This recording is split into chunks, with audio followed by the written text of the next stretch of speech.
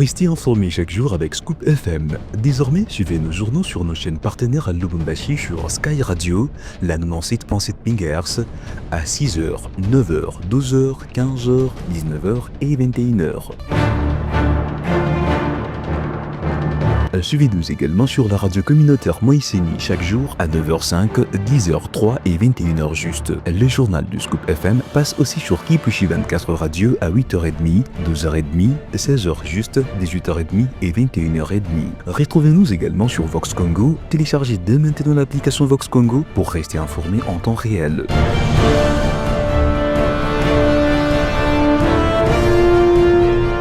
Scoop FM, suivez-nous sur notre page Facebook et sur notre chaîne YouTube pour tout savoir sur l'actualité locale, provinciale, nationale et internationale. Scoop FM, la neutralité réelle. La neutralité réelle.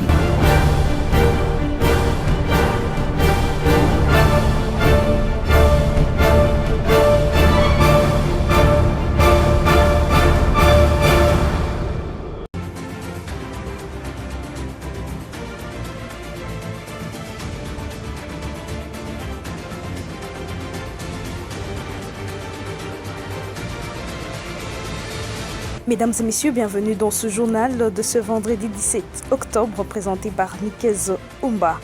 Voici le titre. Une mise au point faite par la vice-ministre de l'Intérieur Eugénie Tshela après cette tentative de braquage à la Robank Victoire de Kinshasa sera à suivre dans ce journal. Et à l'international, Michael Yanira a été investi ce vendredi 17 octobre comme président du Madagascar. Une fois de plus, mesdames et messieurs, bienvenue.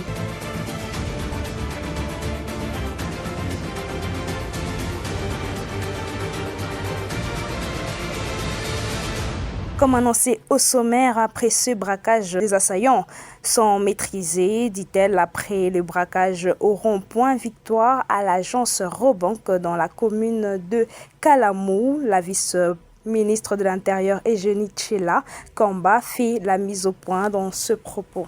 Nos services nous ont alertés sur la tentative de braquage à la Robank Victoire. Aussitôt informé, je suis descendu sur les lieux. Je peux vous dire avec certitude qu'à l'heure actuelle, la situation est sous contrôle. J'en profite pour féliciter nos services de sécurité, l'armée et la police nationale, pour avoir opéré avec professionnalisme.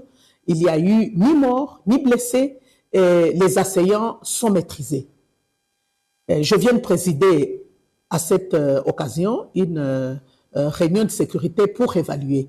Je demande à la population de rester calme et de collaborer avec nos services de sécurité. Le tribunal militaire de garnison de Beni au Nord Kivu a condamné 56 personnes, certains à 5 ans de prison et d'autres à la peine de mort devant pour complicité avec les islamistes ADF. Ce verdict est tombé après quelques semaines de procès. Zoyambi Da nous fait le point. Reconnu coupable de faits infractionnels dont la participation à un mouvement insurrectionnel, les financements du terrorisme et les crimes de guerre par enrôlement des enfants. Les uns ravitaillent les ADF en vivre et non-vivre. Les autres étaient chargés de recrutement ou de renseignements. Parmi les condamnés figurent 3 étrangers, dont une Rwandaise. 11 autres prévenus ont été acquittés et leur libération ordonnée immédiatement, dans un procès présenté par le ministère public comme pédagogique et dissuasif. Pour le capitaine Hubert Kabandani, représentant le ministère public, ces condamnations lancent un signal fort aux différents réseaux des combattants ADF. 14 condamnations parmi les 56 ont été prononcées le mercredi 15 octobre dernier. Les condamnés devront, au-delà de purger leur peine, payer les amendes allant de 2 à 11 millions de francs congolais. Les avocats de la défense qui ont salué les débats juridiques exemplaires lors du déroulement des audiences n'excluent pas la possibilité d'interjeter appel devant la cour militaire du Nord Kivu. Une descente surprise à Lubumbashi menée par le maire ad intérim Patrick Kafwimbi a permis de découvrir un bancaire clandestin au centre-ville dissimulant près de 30% des marchandises écoulées par les vendeurs informels appelés marchés pirates. Dans une cave adjacente, plus d'une trentaine de congélateurs contenant des boissons ainsi que des légumes et denrées périssables stockées dans les conditions insalubres ont été saisis. Suivant tous ces reportages. Des pleurs, des cris et un profond désarroi au centre-ville commercial de Lubumbashi. Les commerçants dits pirates ont vu s'effondrer une partie de leur réseau informel après une descente surprise menée par le maire AI de la ville, Patrick Afouimbi. Les marchands pirates que nous recherchons, je suis venu retrouver ça. Vous voyez? Tout ça, c'est les marchands pirates. Tout le monde qu'on recherche sur la ville, c'est ça leur tout vidé. Oui, oui, je sais. C'est pour cela que j'ai demandé le camion qu'on évacue tout. Les poissons qui naviguent dans la toilette, on a sorti ça. C'est au niveau de la poste qu'un bunker clandestin a été découvert, dissimulant près de 30% des marchandises écoulées chaque jour par les vendeurs pirates du centre-ville.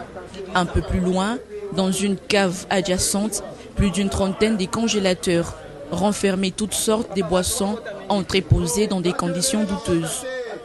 À cela s'ajoutent des légumes, tomates et autres denrées périssables stockées dans un environnement insalubre. Une situation qui contribue fortement au désordre urbain, mais surtout à la dégradation de l'hygiène publique dans cette zone stratégique de la ville. Après la saisie de ces grands dépôts de fortune, les visages se sont assombris. Certains commerçants n'ont pas pu retenir leurs larmes, réalisant l'ampleur des pertes. Pour les autorités urbaines, cette opération marque un tournant.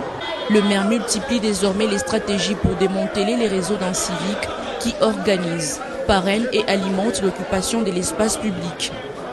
Au moins 3 jeeps et plusieurs bacs à ordures ont été mobilisés pour évacuer les contenus de ces hangars qualifiés monstrueux par les équipes d'assainissement. Une action coup de poing qui illustre la volonté des autorités de reprendre le contrôle de la ville et de redonner au centre-ville de Lubumbashi sa dignité. Un fraudeur présenté au maire de la ville de Lubumbashi, Patrick Afouimbi, après falsification des preuves de paiement. Un homme d'une trentaine révolue a été présenté ce jeudi. Le maire de la ville appelle à la vigilance de tous les citoyens et encourage la dénonciation de toute pratique frauduleuse afin de protéger l'intérêt public et renforcer la transparence dans la gestion des finances locales. Nous suivons les détails dans ce reportage. Tout cet argent n'est pas entré dans le compte de la mairie. Comme vous pouvez le constater, c'est pas 1 million. C'est grâce à la vigilance des percepteurs de la mairie que cet homme, la trentaine révolue, a été démasqué et présenté cet avant-midi au maire de la ville de Lubumbashi, maître Patrick Afouimbi Moumamba.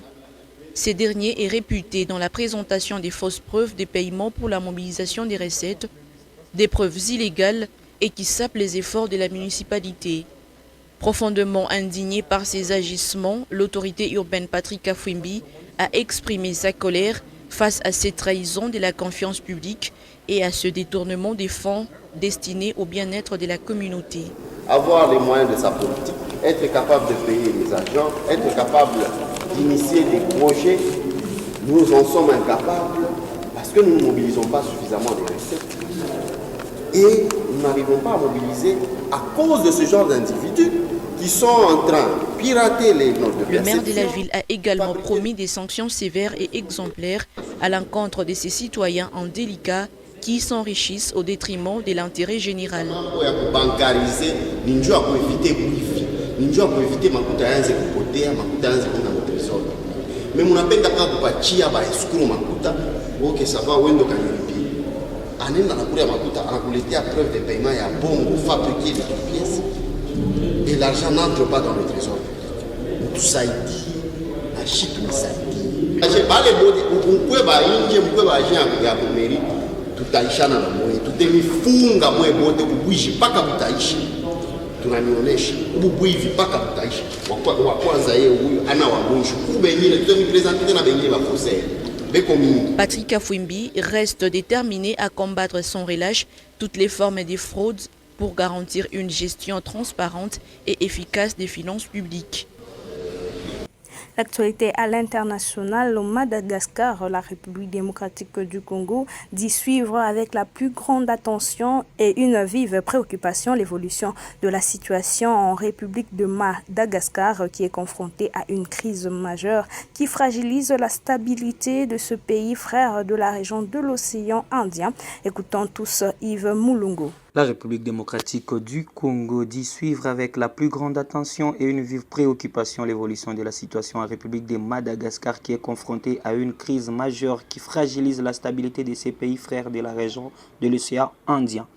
Consciente des enjeux humains et politiques que cette crise engendre, la RDC exprime son espoir sincère d'un apaisement rapide et d'un retour au strict respect de l'ordre constitutionnel, condition indispensable à la préservation de la paix, de la stabilité et des institutions démocratiques.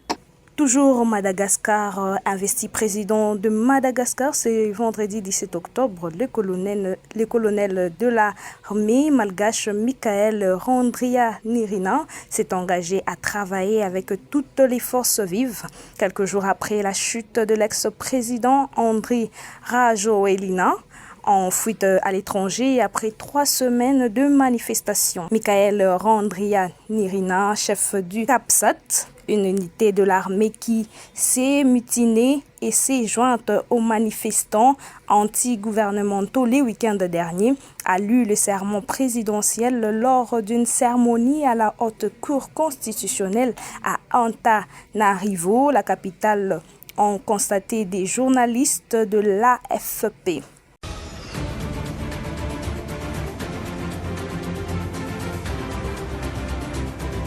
Merci à tous de nous avoir suivis et bon début de week-end à tous. Nous nous retrouvons demain samedi avec le dernier numéro de la semaine.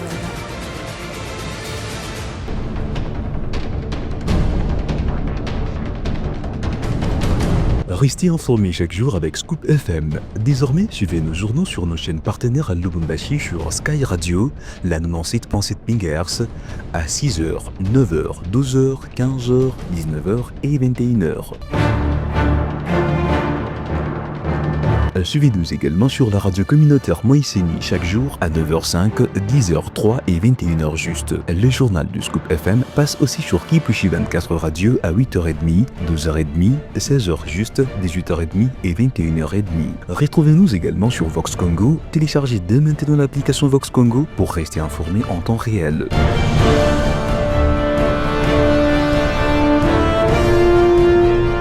Scoop FM, suivez-nous sur notre page Facebook et sur notre chaîne YouTube pour tout savoir sur l'actualité locale, provinciale, nationale et internationale. Scoop FM, la neutralité réelle.